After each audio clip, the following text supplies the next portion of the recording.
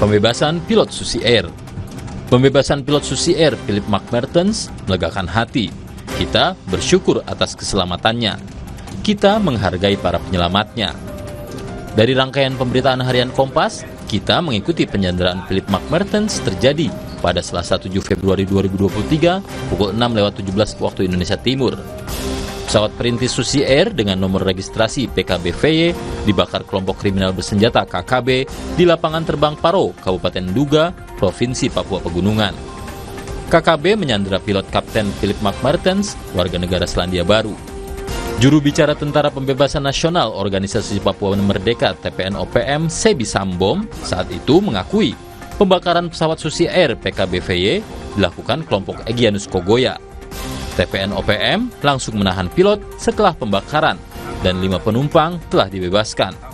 Sebi menyatakan penyanderaan ini mengulang kembali aksi TPN-OPM di Mapenduman Nduga tahun 1996. Dalam aksi tersebut, TPN-OPM menyandera sejumlah peneliti Taman Nasional Lorentz.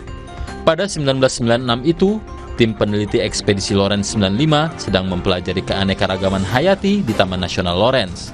Mereka tiba-tiba diserang dan ditawan OPM pada 1 Januari 1996 pukul 12 waktu Indonesia Timur. Upaya persuasif dilakukan dengan melibatkan pendeta, misionaris, tokoh masyarakat, ketua suku, Komite Palang Merah Internasional, dan PT Freeport Indonesia. Setelah upaya persuasif tidak membuahkan hasil, Angkatan Bersenjata Republik Indonesia atau ABRI yang saat ini bernama Tentara Nasional Indonesia atau TNI melaksanakan operasi militer 5 bulan kemudian. 9 sandera, terdiri dari 6 warga negara asing dan 3 warga negara Indonesia, berhasil dibebaskan oleh operasi ABRI pada 15 Mei 1996 sore hari. 2 sandera lainnya ditemukan tewas. Pendekatan persuasif melalui dialog juga dilakukan dalam pembebasan Mertens. Kita mengapresiasi kesabaran para pihak yang terlibat dalam upaya pembebasan Mertens yang memakan waktu 19 bulan hingga Sabtu 21 September 2024. Sejumlah pihak terlibat, mulai dari pemerintah pusat, TNI, Polri, Badan Intelijen Negara, pemerintah daerah, tokoh agama, tokoh adat, hingga keluarga Egyanus Kogoya. Beberapa tim dibentuk untuk pembebasan sandera ini. Pembebasan Mertens juga tak lepas dari peran tim mediasi yang dipimpin mantan penjabat Bupati Nduga, Edison Ngwijangge. Edison adalah putra asli Papua Pegunungan yang mendekati OPM secara persuasif sejak tahun lalu.